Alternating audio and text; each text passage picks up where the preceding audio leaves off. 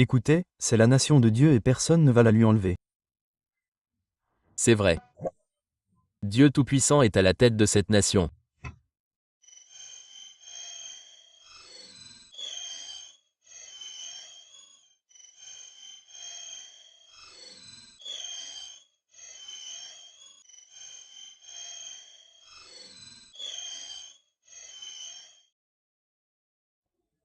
C'est certainement un plaisir d'être à nouveau avec vous aujourd'hui.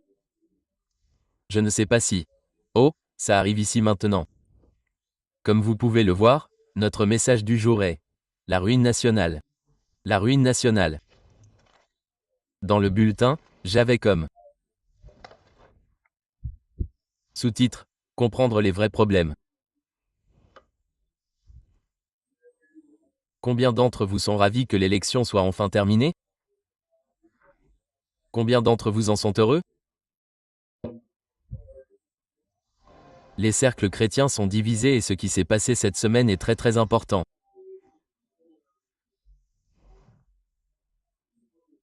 Mais je peux vous assurer que ce n'est peut-être pas pour la raison que vous pensez que nous, en tant que peuple de la Bible, comprenons la proximité de la seconde venue du Christ. Il y a un certain œil que nous devrions avoir. Nous devrions avoir un œil prophétique. Nous devrions comprendre les mouvements de Dieu en ce qui concerne la prophétie de la fin des temps. Et donc aujourd'hui, ce dont je voulais parler, c'est de la ruine nationale. Parce que quand on regarde ce qu'on voit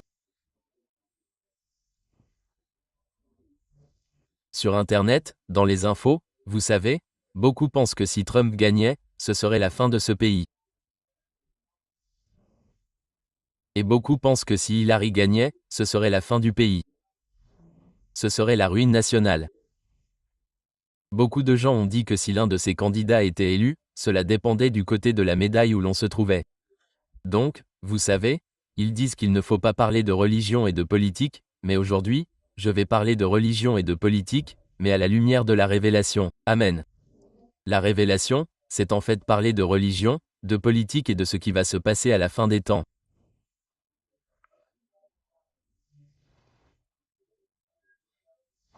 Et donc ce que j'ai vu et ce qui m'a beaucoup affligé, c'est que dans le christianisme, et plus particulièrement chez les adventistes du 7e jour, je crois que beaucoup d'entre nous se sont trop impliqués dans la politique et que nous avons perdu de vue la balle.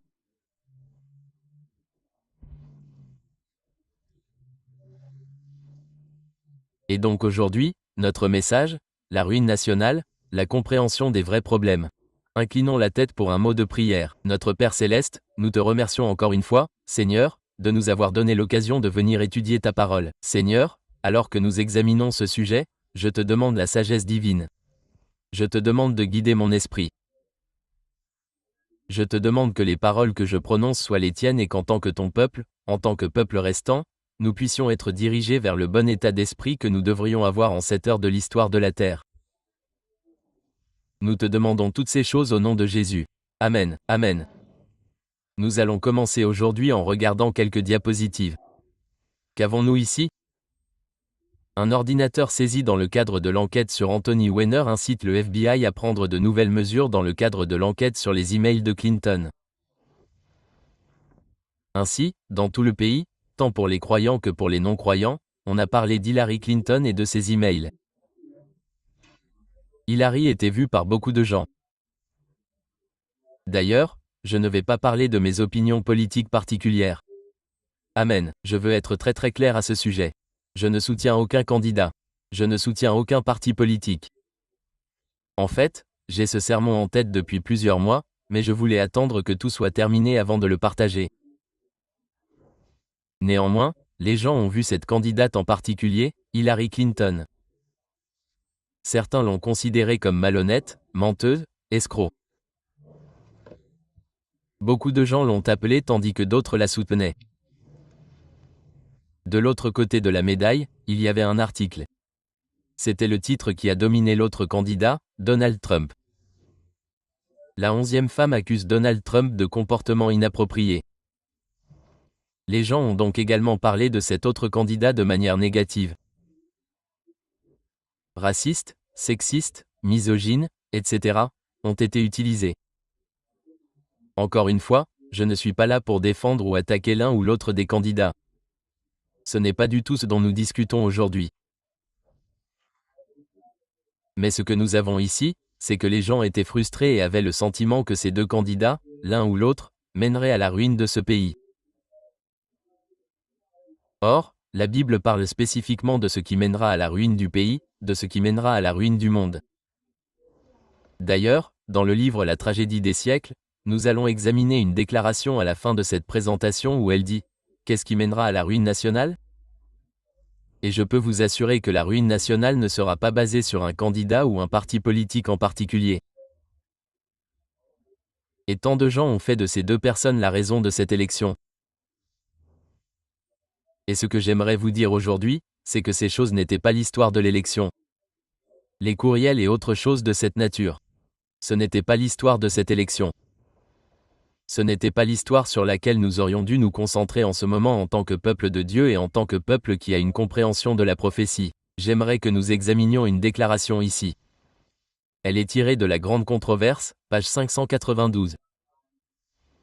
Il est question de corruption politique. Arrêtons-nous là. Corruption politique. N'est-ce pas ce que nous entendons aux nouvelles? Depuis quelques années? En fait, les gens sont frustrés par le Congrès, frustrés par la présidence, frustrés par le Sénat. Ils sont frustrés par la Chambre des représentants. Les gens veulent quelque chose de nouveau. Les gens veulent de l'honnêteté, de l'intégrité. Et donc ici, dans la tragédie des siècles, écrit il y a plus de 100 ans, il est dit « La corruption politique détruit l'amour de la justice et le respect de la vérité. » Et même dans une Amérique libre, quel genre d'Amérique ai-je dit? Les dirigeants et les législateurs libres, afin de s'assurer la faveur du public, céderont à la demande populaire d'une loi imposant l'observance du dimanche. Frères et sœurs, lorsque vous regardez cette déclaration, qui dirige ici? Y a-t-il un dictateur? Qui siège? Au siège du dirigeant ou du roi du monde ou quel que soit le cas? Que dit-il? Qui dirige? Il est dit que les dirigeants et les législateurs feront quoi? Afin de s'assurer la faveur du public, ils céderont à la demande populaire. Les problèmes à la fin des temps ne sont pas des problèmes venant d'en haut. Ils viennent de la base. Les gens feront certaines demandes aux dirigeants et ces dirigeants céderont à cette demande populaire afin de s'assurer la faveur du public. Et c'est ce qui va amener l'accomplissement d'Apocalypse chapitre 13. Allons dans nos Bibles très attentivement. Rapidement. Apocalypse chapitre 13. Parce que je veux que nous comprenions cela, lorsque nous interagissons avec les gens sur le lieu de travail, sur le marché, à l'école et à la maison, nous devons comprendre qu'en tant que chrétiens, mais aussi en tant qu'adventistes, nous ne pouvons pas nous laisser prendre par la politique du monde. Et cela va devenir très très clair. Mais allons dans Apocalypse 13 et lisons le verset 11.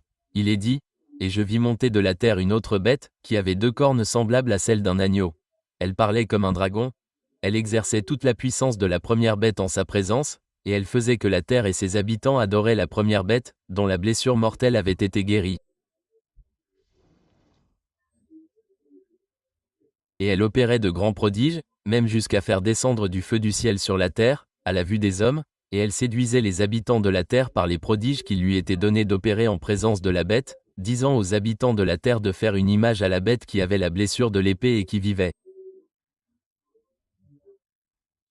Arrêtons-nous un instant ici.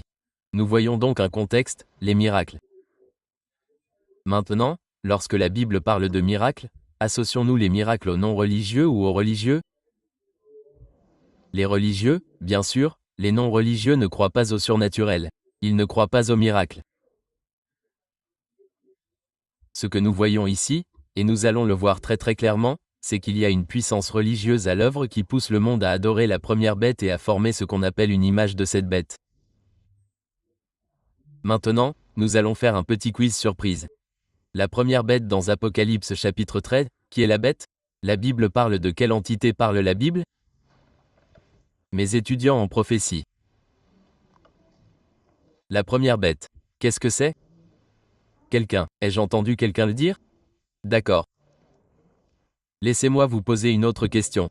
Si je devais vous poser une question sur le pigargue à tête blanche et ce qu'il représente, que représente le pigargue à tête blanche? Les États-Unis. Les États-Unis. Très bien. Et un ours? Qu'est-ce que ça représente? Un ours, là. Russie. La Russie. Donc, nous avons ici une bête qui représente quoi? Une nation ou un royaume. Et donc, c'est exactement la même chose dans la Bible. En fait, j'oserais dire que c'est de là que viennent ces principes. Nous savions que le lion représente Babylone dans les Écritures.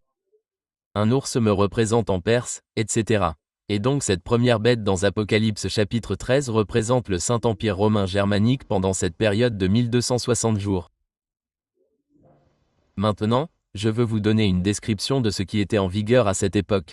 Accompagnez-moi dans Apocalypse chapitre 17. Apocalypse chapitre 17, et nous allons lire à partir du verset 1. Apocalypse 17, verset 1. La Bible dit, et l'un des 7 anges qui tenait les 7 coupes vin, et il m'adressa la parole, en disant, viens, je te montrerai le jugement de la prostituée qui est assise sur les grandes eaux, avec laquelle les rois de la terre ont commis l'impudicité. La Bible dit, et un des 7 anges qui tenait les 7 coupes s'approcha et me parla ainsi, viens ici, je te montrerai le jugement de la grande prostituée qui est assise sur les nombreuses eaux, et avec laquelle les rois de la terre ont commis la fornication. Et les habitants de la terre se sont enivrés du vin de sa prostitution. Il m'a donc emporté en esprit dans le désert. Et soyez bien attentifs. Je vis une femme assise sur une bête écarlate, pleine de noms de blasphème, ayant 7 têtes et 10 cornes. Et maintenant, nous avons une image. Nous avons l'image d'une femme commettant la fornication avec qui? Avec les rois. Nous avons une union de l'Église et de l'État. Une union de quoi? L'Église et l'État. Et une autre image est donnée d'une femme chevauchant une bête. Maintenant, si nous devions aller à la campagne et voir un jeune homme ou une jeune femme chevauchant un cheval, tenant les brides dans leurs mains, qui contrôle? Le cavalier ou le cheval? Le cavalier. Donc, ce que nous avons ici, c'est une femme. Une femme dans la prophétie biblique représente quoi? Une église. Cette église chevauche la bête. La bête représente quoi? Un royaume. Donc, ce que nous voyons ici, c'est une image du Saint-Empire romain germanique où l'église contrôlait le monde. État. Je veux que vous gardiez cela à l'esprit. C'est l'image que dépeint Apocalypse chapitre 13. C'est l'image que dépeint Apocalypse chapitre 13 lorsqu'il est dit qu'une image de cette bête va être formée. Ce que dit la Bible, c'est qu'à notre époque, au jour de l'image de Daniel, lorsque nous serons au plus bas, virgule, il y aura une image. Il y aura un rétablissement de l'Église contrôlant l'État. Et frères et sœurs, c'était la véritable histoire, la véritable image qui a émergé tout au long de ce processus électoral. Maintenant, je tiens à le répéter, nous allons aller de l'avant et regarder quelques clips vidéo. Je tiens à le répéter, nous ne soutenons pas de candidats. Nous ne soutenons pas de partis politiques. Ce sur quoi je veux que vous vous concentriez, c'est ce que dit actuellement l'Amérique évangélique, ce qu'elle fait et ce qu'elle veut obtenir. Et ce que nous allons voir, c'est que le livre La tragédie des siècles a exposé tout cela. Et nous avons donc, il faut être très prudent, très attentif à la manière dont nous nous comportons avec les partis politiques ou d'autres croyants. Regardons cet extrait. Nous prions pour que Dieu nous amène un candidat qui soit sage dans son leadership afin d'empêcher cette nation de tomber. Mais enfin, nous prions pour que Dieu suscite un dirigeant pieux afin de rendre cette nation grande. Il a dit. D'accord, très bien. Quelqu'un peut-il me dire s'il y a quelque chose qui cloche sur cette photo? C'est une église. D'accord. Quelqu'un est-il mal à l'aise avec cette photo? Nous devrions l'être. D'accord. Ce que nous voyons ici, c'est quelqu'un qui prêche, quelqu'un qui enseigne, qui appelle à des candidats craignant Dieu. En arrière-plan, nous voyons le drapeau. Je n'ai rien contre les drapeaux. Il y a beaucoup de drapeaux dans les églises. Nous voyons une copie de la Constitution. Et nous voyons les discussions politiques depuis la chair. Écoutez, vous savez, ma femme, quand elle mange, vous savez, elle aime tout mélanger. Vous savez, si vous dites qu'elle a du riz, de la viande végétarienne et des pommes de terre ici, vous savez, elle aime tout mélanger dans l'assiette et les manger de cette façon. Vous savez, je suis le genre de personne qui, vous savez, je prends une petite bouchée de chaque et puis j'ai un ami. C'est très intéressant de le regarder manger. Maintenant, ce qu'il fait, c'est qu'il a du riz, de la viande végétarienne et des pommes de terre. Elle aime tout mélanger dans l'assiette et les manger de cette façon. Vous savez, Je suis le genre de personne qui, vous savez, je prends une petite bouchée de chaque et puis j'ai un ami. C'est très intéressant de le regarder manger. Maintenant, ce qu'il fait, c'est qu'il a du riz, de la viande végétarienne et des pommes de terre. Il mange littéralement portion par portion. D'accord? Il mange le riz, puis il mange la viande végétarienne, puis il mange les légumes, et il les coupe. Écoutez, toutes ces choses dans cette assiette sont séparées. Et c'est comme ça que j'aime mon Église et mon État. Amen. Amen. J'aime que mon Église et mon État soient séparés. Je veux que vous alliez avec moi dans Jean chapitre 18. Allez avec moi dans Jean chapitre 18 parce que quelque chose de très étrange se passe dans ce pays et cela indique l'accomplissement d'Apocalypse chapitre 13 et l'accomplissement des choses que nous lisons dans la grande controverse. Et donc Jésus est ici jugé dans Apocalypse dans Jean chapitre 18. Et Pilate lui pose une question au verset 35. Il est dit que Pilate répondit, « Suis-je juif ? Ta nation, et les principaux sacrificateurs t'ont livré à moi. Qu'as-tu fait ? » Jésus répondit, « Quoi ? Mon royaume n'est pas de ce monde. Si mon royaume était de ce monde, mes serviteurs combattraient-ils pour moi ? Ne devraient pas être livrés aux Juifs. Mais maintenant mon royaume n'est pas d'ici-bas. Avez-vous vu ce que Jésus avait à dire là ? Il a dit, « Mon royaume n'est pas de ce monde. » Point final. La fin. Et nous voyons que les chrétiens ne comprennent pas vraiment cela et qu'ils se tournent vers l'État pour régler certains problèmes.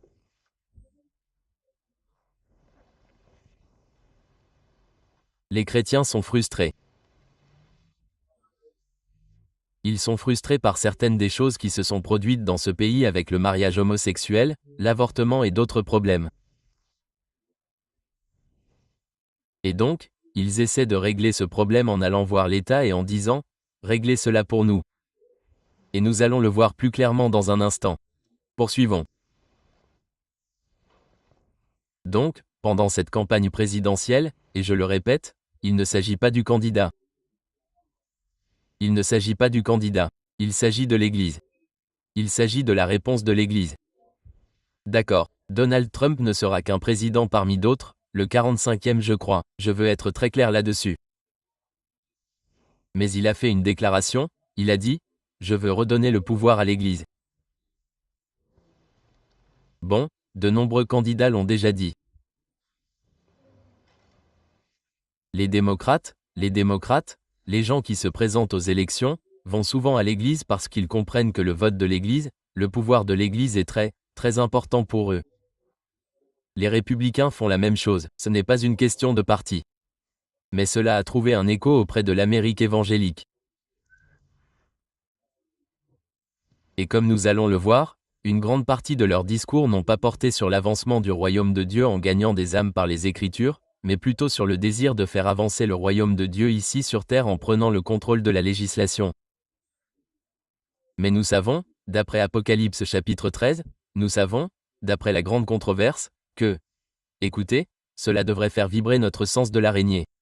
D'accord ? Cela devrait nous rendre un peu inquiets. Très bien, continuons maintenant. Je veux que vous voyiez exactement ce qui s'est passé pendant que tout le monde s'inquiétait des emails. Voici un monsieur. Il s'appelle Lance Wallnau. D'accord. Il a dit, à un message sur eux, je l'ai regardé sur YouTube. Il s'appelle Trump, le candidat du chaos de Dieu. Les prophètes parlent. Et ce qu'il avait à dire, c'est que prophétiquement il s'est tourné vers le livre d'Isaïe et il a dit, « Donald Trump est comme un Cyrus. »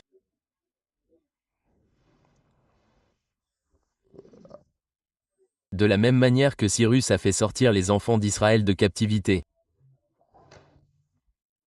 C'est le tableau qui est peint dans toute l'Amérique évangélique. Et ce qu'il dit, c'est que si vous êtes chrétien, vous devez voter de cette façon. Et si vous ne votez pas de cette façon, c'est contre la volonté de Dieu. Écoutez, frères et sœurs, il n'y a aucune raison pour qu'un chrétien fasse ce genre de déclaration pour l'un ou l'autre camp. Dieu ne s'intéresse pas au royaume de ce monde. En fait, que voyons-nous dans le livre de Daniel chapitre 2 avec l'image quand elle descend jusqu'au orteil ? Nous voyons une grande pierre qui représente qui ? représentant Jésus-Christ venant briser cette image et instaurant un royaume éternel. C'est là que se trouve notre citoyenneté, frères et sœurs. Amen. Je veux que nous comprenions cela. Dieu, le Christ lui-même a dit, « Mon royaume n'est pas de ce monde, sinon mes serviteurs se battraient. » Nous ne devrions pas nous liguer dans ces luttes politiques. Et donc, voici l'un des leaders éminents auxquels je faisais référence. Il s'agit de Jerry Falwell Jr., qui dit que Trump est le leader churchillien dont nous avons besoin. Les Américains doivent s'unir derrière Donald Trump et le gouverneur de l'Indiana Mike Pence ou subir de terribles conséquences. En d'autres termes, la ruine nationale aura lieu si ce candidat particulier n'est pas élu. Maintenant, écoutez encore, je vais continuer à le répéter. Il ne s'agit pas du candidat. Il s'agit d'une église qui fait ce genre de déclaration. S'il disait cela d'Hillary Clinton, je serais là à dire exactement la même chose que je dis en ce moment. L'Église a été frustrée et au lieu de gagner les gens avec l'amour de Dieu, au lieu de gagner les gens avec des mensonges consacrés, le désir a été de fusionner l'Église et l'État et de faire en sorte que les législateurs fassent le travail qui devrait être fait par le jeûne et la prière. Continuons. Ceci est un clip vidéo maintenant. Je crois que je le fais. Je crois que cette station est TBN. Je crois que ce monsieur ici a. Votre gauche est Jim Baker. Je crois qu'il est le fondateur de cette station. Voici un extrait que j'ai trouvé alors qu'il discutait de certaines de ces questions. Rappelez-vous qu'il s'agit d'une station religieuse. Les stations religieuses devraient discuter de questions spirituelles, pas de questions politiques et temporelles.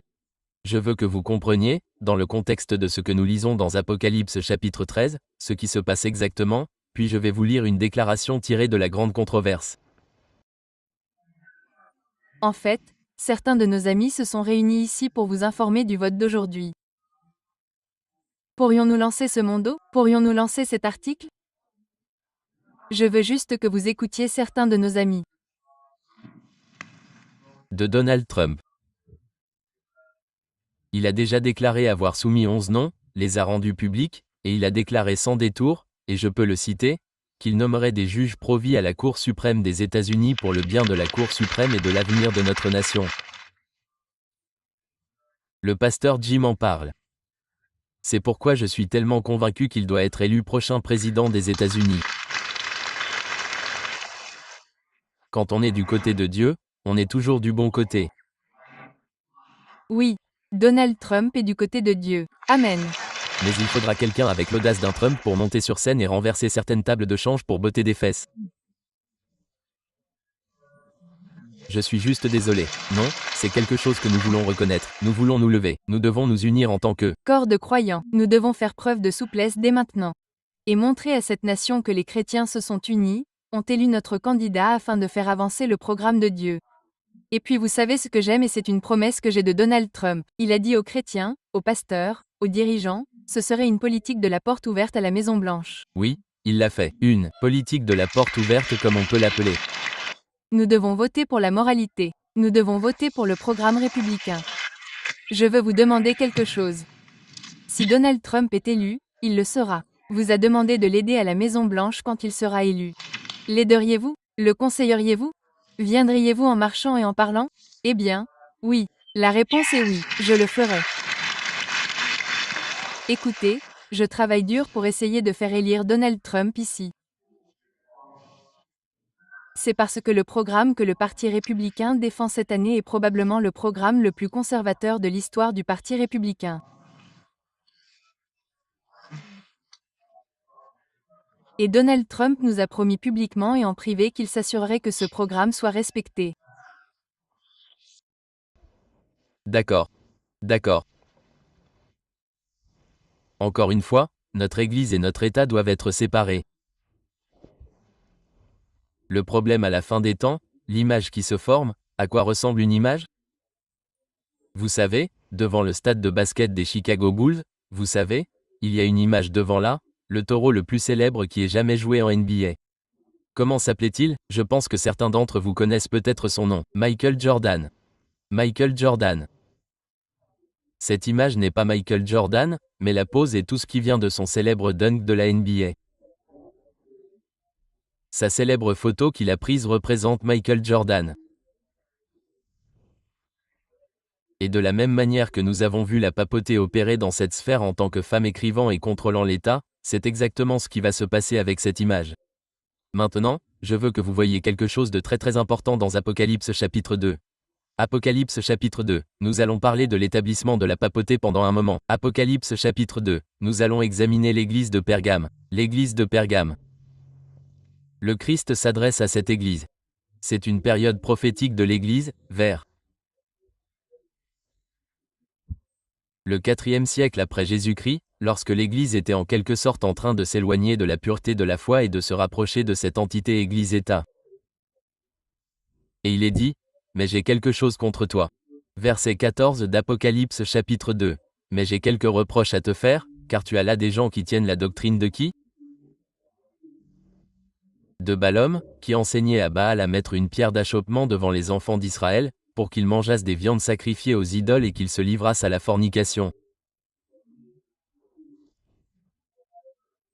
De même, as-tu aussi des gens qui tiennent la doctrine des Niclatans, ce que je hais. Arrêtons-nous ici. Quelqu'un se souvient-il de qui était Balaam ? Balaam était un homme que Bélak, roi des Moabites, je crois, est venu demander de maudire Dieu. Et je veux que tu vois ce que Bélak a dit à Balaam. Tu n'as pas besoin d'aller là-bas. Je vais lire très rapidement dans Nombre, chapitre 22. Nombre, chapitre 22, et je vais lire les versets 7 et 17. Il est dit, « Et les anciens de Moab et les anciens de Madian s'en allèrent avec les récompenses de la divination dans leurs mains. » Les récompenses de la divination, autrement dit, de l'argent. Au verset 17, il est dit, « Car je te rendrai de très grands honneurs, et je ferai tout ce que tu me diras. » Viens donc, je te prie, maudis-moi ce peuple. Et vous avez donc fait venir le roi, vous avez fait venir l'État vers ce personnage religieux, ce prophète Balaam, et lui avez dit, « Écoute, je te donnerai des récompenses. Je te donnerai la prospérité temporelle. Je te donnerai le pouvoir. Je te donnerai l'honneur. Je ferai tout ce que tu voudras tant que tu m'aideras à maintenir mon pouvoir temporel, mon royaume. » Parce qu'ils craignaient qu'Israël ne vienne et qu'ils ne perdent leur royaume.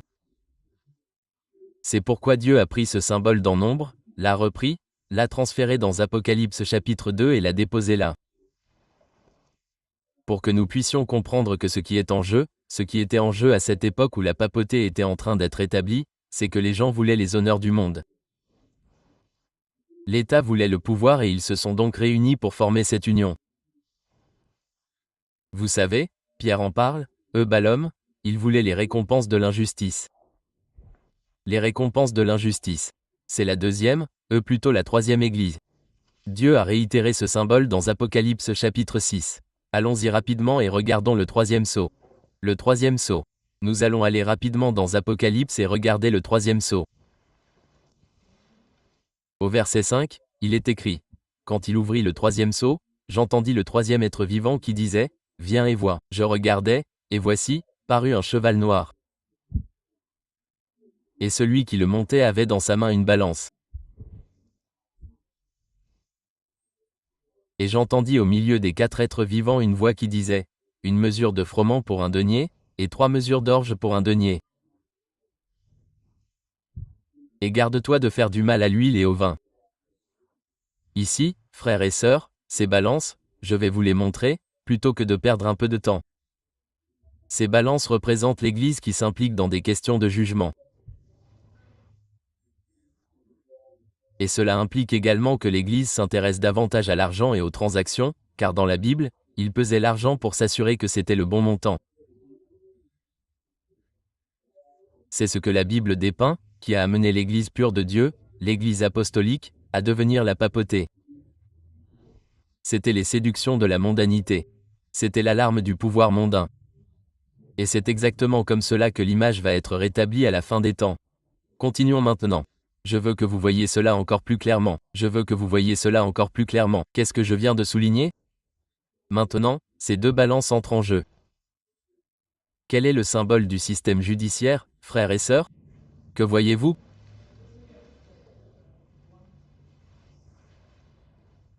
Les tribunaux, le système judiciaire.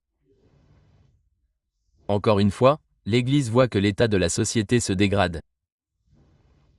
Cela empire et ils veulent faire quelque chose à ce sujet. Voyons donc très rapidement. De l'abondance de la bouche, c'est-à-dire plutôt de l'abondance du cœur, la bouche parle. Regardons certains de ces dirigeants alors qu'ils passent sur MSNBC, Fox News et d'autres commandent ce qu'ils voient que l'Église veut. Qu'est-ce qui sort de la bouche? Que recherchent les protestants en Amérique? Quel est, selon vous, le message le plus important qu'ils puissent délivrer à cette communauté? Quel est le cœur de tout cela? Quel est le problème? Vous savez, il l'a déjà fait dans un domaine, à savoir la Cour suprême. Il a beaucoup parlé de la Cour suprême, de la Cour suprême des États-Unis, la Cour suprême. La Cour suprême. Je m'interroge sur votre message aux évangéliques, et je parle des évangéliques qui ne sont pas forcément convaincus ou qui vont potentiellement rester chez eux. Quel est votre message à ceux qui sont indécis et qui ne sont pas sûrs? Et du point de vue évangélique, la liberté religieuse est en danger. Elle est vraiment en danger. Mais je dis ceci, la Cour suprême des États-Unis. Et j'ai eu, comme vous le savez, un soutien évangélique énorme et je l'ai maintenant. Je pense qu'il est à son apogée. Mais quand même, s'il y a, je dis, Cour suprême des États-Unis, je veux juste que les gens se souviennent de la Cour suprême des États-Unis. Qu'ils m'aiment ou ne m'aiment pas, nous allons mettre en place de grands juges, des juges pro-vie. Nous allons mettre en place des juges du deuxième amendement. Et je pense que pour le bien de tous, les évangéliques, il est tellement important qu'ils aillent voter. D'accord. Quelqu'un veut-il un modèle? La Cour suprême, la Cour suprême, la Cour suprême, la Cour suprême. En d'autres termes, tout comme le troisième sceau, tout comme le cheval noir, je veux ces équilibres. Je veux ces équilibres. J'en ai assez de la dégradation des États-Unis. Nous devons revenir à Dieu. Dans ce pays, sinon cela va entraîner la ruine nationale.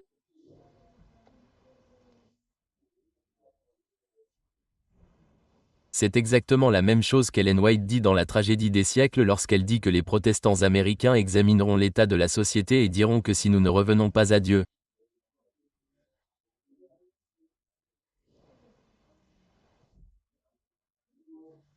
si nous ne revenons pas au culte légiféré, nous ne pourrons pas retrouver la prospérité.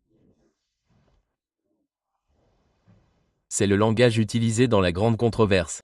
Et quand je vois ce qu'il dit, quand je vois ce qui se passe, c'est comme si je lisais la une des journaux. Continuons, je veux que vous voyiez cela encore plus clairement.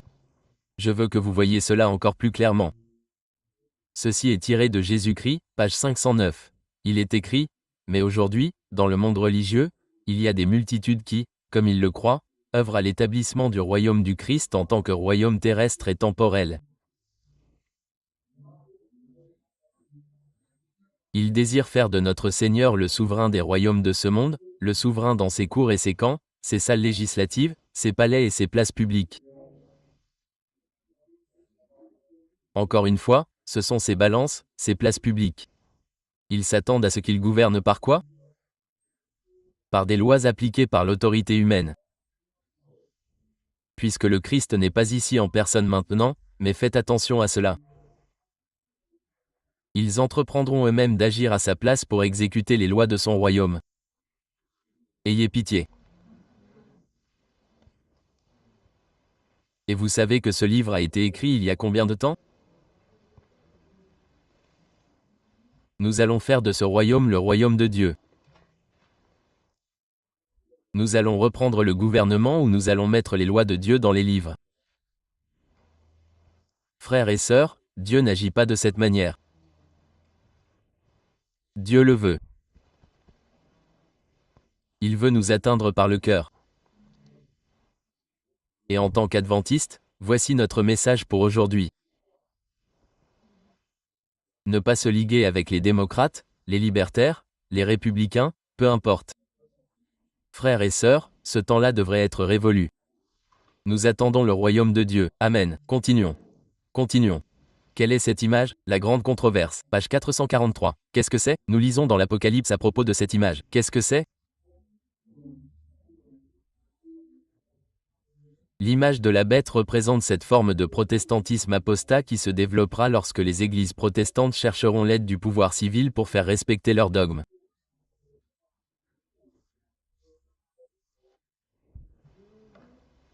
Voyez-vous? Écoutez, je crois chaque mot de cette Bible. Amen. Amen. Je crois que le mariage est entre un homme et une femme. Je le crois. Ma Bible le dit. Je le crois. Mais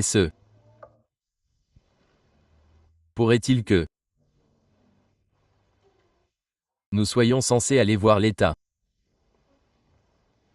pour amener les gens à vivre conformément à ce commandement? Ce commandement contre l'adultère? Et si j'avais une pétition ici et que je vous demandais de la signer? Une loi interdisant aux gens d'aller à l'église le dimanche. Le dimanche est une violation du 4e commandement, n'est-ce pas? Et si nous adoptions cette loi, combien d'entre vous la signeraient? Si je disais que nous allons au Congrès et à la Chambre des représentants pour exiger qu'ils redéfinissent le sabbat contre la loi de Dieu et que les États-Unis adoptent une loi interdisant aux gens d'aller à l'église le dimanche, combien d'entre vous seraient d'accord avec cela? Non. Il y a une séparation de l'Église et de l'État. Je ne peux pas aller dans l'État pour faire respecter mes croyances religieuses. C'est une violation de ce que Dieu dit. Et il est très intéressant de noter que, vous savez, il est dit que dans la 3e Église, ils ont adopté la doctrine des Nicolatines. Je veux vous lire quelle était la doctrine des Nicolatines, pourquoi et comment ils ont fini par aller dans l'État pour faire adopter leurs lois et leurs jugements.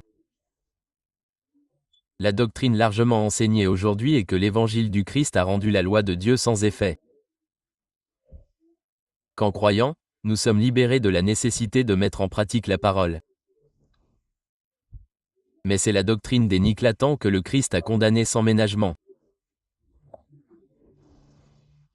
En d'autres termes, cela signifie qu'ils enseignaient que la loi est abolie, que le sang du Christ nous couvre et que nous n'avons plus à observer la loi.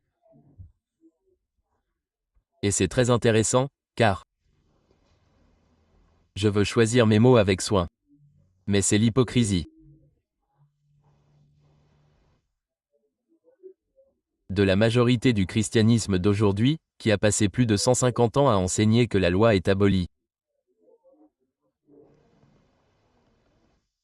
Mais lorsque des gens viennent et enfreignent le commandement concernant la sexualité, tout d'un coup la loi n'est pas abolie, n'est-ce pas? Et puis nous voulons légiférer à ce sujet. On crie que Dieu a défini le mariage dans le jardin d'Éden. Et que le gouvernement ne devrait pas être autorisé à changer sa définition. Eh bien, frères et sœurs, il y avait autre chose qui a été définie dans le jardin d'Éden, n'est-ce pas? Le sabbat. Le sabbat du 7e jour, qu'ils ont déjà redéfini. Donc, c'est la casserole qui se moque de la marmite. 1. Frères et sœurs, nous devons être très très prudents. Parce que la Bible nous dit que cette union va se former. Et que la législation des lois du dimanche aura lieu. Continuons. Continuons. Il nous reste une autre vidéo à regarder et peut-être 2 autres déclarations à lire, puis nous terminerons. C'était la réaction à cette émission dont je vous parlais, lorsque les résultats de l'élection présidentielle sont tombés. Et je le répète, si l'autre parti avait gagné, je dirais la même chose. Si la situation était inversée et que les évangéliques cherchaient à prendre le pouvoir par l'intermédiaire des démocrates, je répéterais exactement le même message.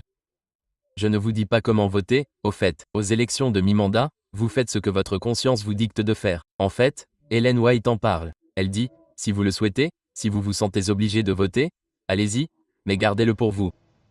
Gardez-le pour vous. Et je crois que mon royaume n'est pas de ce monde. Amen. Regardons ce court extrait. Le monde. Je ne pense pas que quiconque aurait pu prédire que le monde est en train de changer. Le monde entier va changer. Quelques votes électoraux. Allons-y, les gars. 274 Trump. Mettez-le simplement à l'écran. Fox vient de leur donner 274. 274. Fox a déclaré. Donald Trump. Donald Trump est président.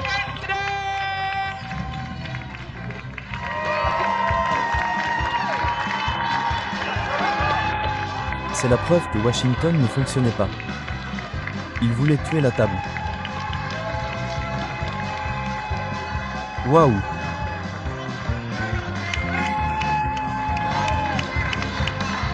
Waouh! Les prophètes. Les prophètes avaient raison, les amis. C'est, Vrai. contre toute attente. Ricky, louez Dieu, Ricky. C'était un miracle, pas fait par l'homme. C'est, vous savez, Dieu l'a appelé à le faire. Et je vais faire venir les prophètes et parler à ceux qui ont prophétisé et à ceux qui ont regardé cette chose parce que c'est à nouveau l'heure de l'Église en Amérique. Amen. Et il est temps pour nous de demander littéralement à Dieu de revenir en Amérique. Amen. C'est vrai.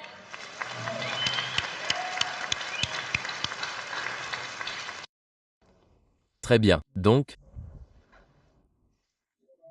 le prophète a parlé. C'est l'heure de l'Église en Amérique. Frères et sœurs, cela me fait peur. Cela me fait peur. Parce que la dernière fois que nous avons vu l'Église, et je ne dis pas qu'elle est déjà là. Je ne dis pas qu'elle est déjà là. Je dis que nous pouvons clairement voir que ce processus avance assez rapidement. C'est très intéressant qu'ils aient autant parlé des prophètes. Je veux que vous alliez avec moi dans Apocalypse chapitre 16. Apocalypse chapitre 16. Et nous allons lire à partir du verset 13. Ellen White appelle cela l'union triple. Nous allons lire à partir du verset 12. Apocalypse 16h12. Il est écrit, « Et moi et le sixième ange, nous versâmes sa coupe sur le grand fleuve, l'Euphrate, et le fleuve fut à sec, afin que le chemin des rois de l'Orient fût préparé. Et je vis sortir de la bouche du dragon, et de la bouche de la bête, et de la bouche de qui? Du faux prophète. Vous savez que la Bible dit, « Bien-aimés, ne croyez pas tout esprit, mais éprouvez les esprits pour savoir s'ils sont de Dieu. Car plusieurs faux prophètes sont venus dans le monde. » 1 Jean chapitre 4. Rien ne nous a été donné dans les Écritures. Rien ne nous a été donné dans les grandes controverses ou dans aucun des écrits du prophète choisissant des candidats politiques particuliers. Frères et sœurs, c'est un faux prophète qui parle et des millions de personnes sont trompées, je peux vous l'assurer. Et frères et sœurs, nous ne pouvons pas nous laisser emporter par ce mouvement parce que nous savons où il nous mène. Continuons. Continuons. Continuons. Nous arrivons à la fin. Quelle est l'image? Quelle est l'image de la bête? Et comment doit-elle être formée? Pour savoir à quoi ressemble l'image et comment elle doit être formée, nous devons étudier les caractéristiques de la bête elle-même, la papauté. Nous avons examiné cela avec la femme chevauchant cette bête. Lorsque l'Église primitive s'est corrompue en s'éloignant de la simplicité de l'Évangile, elle a perdu l'esprit et la puissance de Dieu.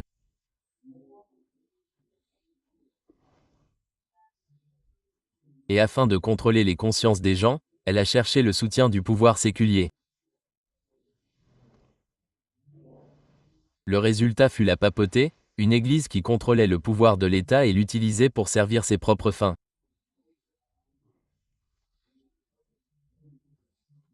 Pour que les États-Unis forment une image de la bête, le pouvoir religieux doit contrôler le gouvernement civil de telle sorte que l'autorité de l'État soit également utilisée par l'Église pour atteindre ses propres fins.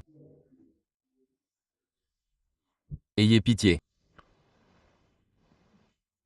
C'est ce dont parle Apocalypse chapitre 13. Voici le processus. Nous avons encore 2 textes rapides à examiner. 2 autres textes rapides à examiner, puis nous terminerons. Revenons à Apocalypse chapitre 2. Apocalypse chapitre 2. Nous avons examiné la troisième église qui était au début de sa transformation en ce que nous connaissons sous le nom de papauté. Et la quatrième église lorsque cette transition a eu lieu. Dans Apocalypse 2h20, il est dit, « Mais j'ai quelques reproches à te faire, c'est que tu laisses la femme Jézabel, qui se dit prophétesse, enseigner et séduire mes serviteurs, pour qu'ils se livrent à la débauche et qu'ils mangent des choses sacrifiées aux idoles. » Maintenant, je veux que vous voyiez la transition. Si vous revenez rapidement au verset 14, lorsqu'il est question de la troisième période de l'Église avec Balaam, il est dit qu'il mangeait des choses sacrifiées aux idoles, qu'il se livrait à la fornication et qu'il se livrait à la fornication. Mais maintenant, lorsque nous arrivons à la quatrième Église, il l'enseigne. Maintenant, c'est devenu complètement ancré. Cela fait partie de leur politique selon laquelle le monde et l'Église et l'État doivent être unis. Allons rapidement à Apocalypse chapitre 6 et examinons ce quatrième sceau. Ce quatrième sceau, le cheval noir tenait la balance pendant cette période de transition. Mais lorsqu'il fut complètement transformé en papauté, l'ange dit, et lorsqu'il ouvrit le quatrième sceau, verset 7, j'entendis la voix du quatrième être vivant qui disait, viens et vois. Je regardai, et voici, parut un cheval d'une couleur pâle. Celui qui le montait se nommait la mort, et le séjour des morts l'accompagnait. Et il leur fut donné le pouvoir sur le quart de la terre, pour faire périr par l'épée, par la famine, par la mortalité, et par les bêtes sauvages de la terre. Donc, en d'autres termes, à ce stade, il règne maintenant avec les bêtes sauvages, les royaumes, les nations de la terre, et il menace les gens de faim et de mort. En d'autres termes, que personne ne puisse acheter ni vendre, sans avoir la marque, ou le nombre, ou la marque de son nom.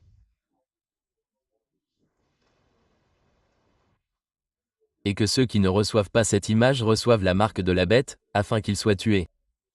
Je veux m'arrêter ici un instant. J'avais peur de cela quand j'étais enfant.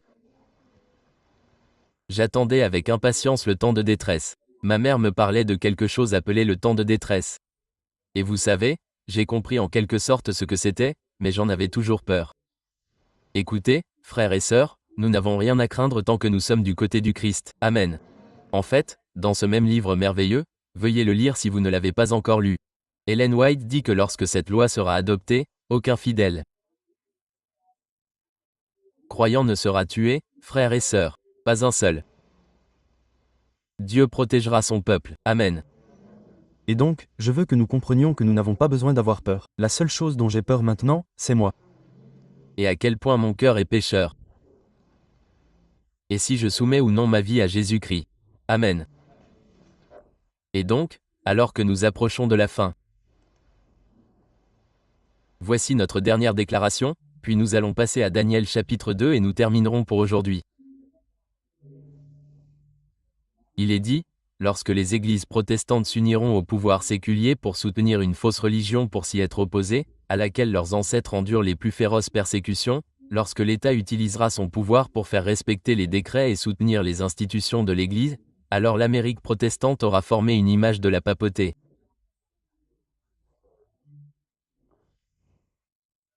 Et il y aura une apostasie nationale qui ne finira que par quoi? La ruine nationale.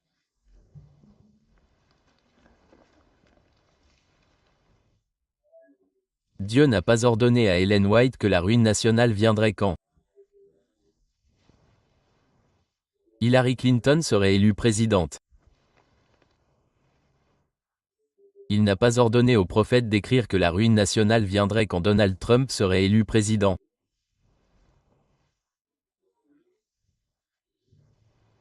La ruine nationale viendrait quand l'Amérique protestante prendrait les rênes de la bête, prendrait les rênes du gouvernement, légiférerait sur la moralité.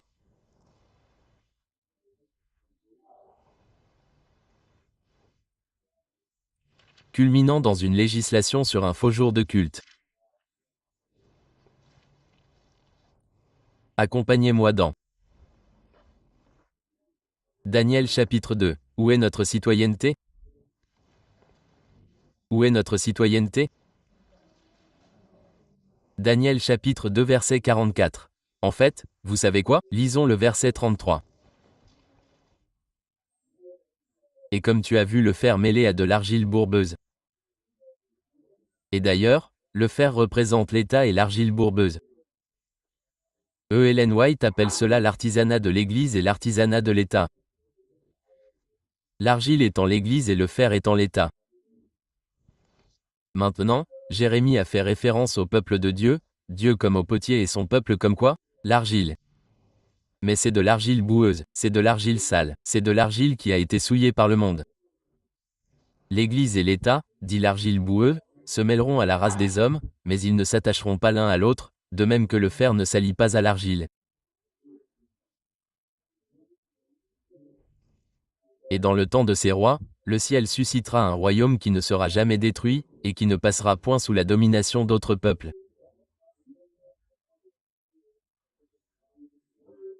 Il brisera et anéantira tous ces royaumes-là, et il subsistera combien de temps? Pour toujours. Pour toujours, mes frères et sœurs. Cet endroit n'est pas notre maison.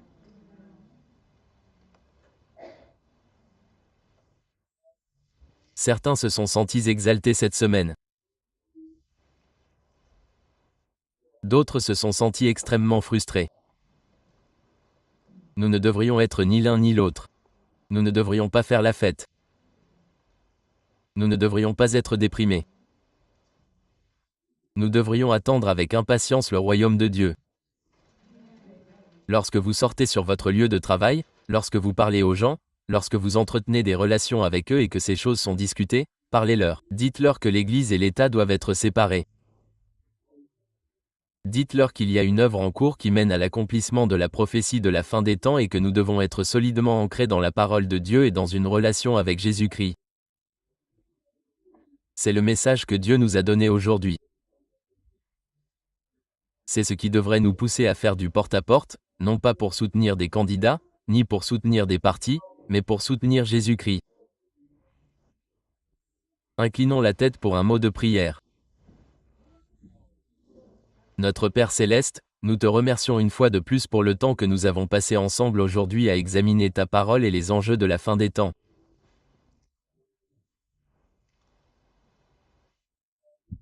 Père, nous voyons ce que la Bible a enseigné sur ce qui se passera peu de temps avant ta venue.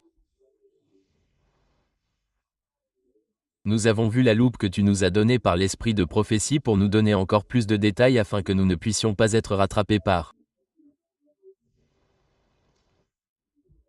MSNBC, CNN et Fox News, Seigneur, mais que la Bible sera notre guide en cette heure de l'histoire de la Terre. Père, ce que le monde nous dit entraînera la ruine nationale n'est pas ce que tu nous as dit. Tu nous as dit que la ruine nationale viendrait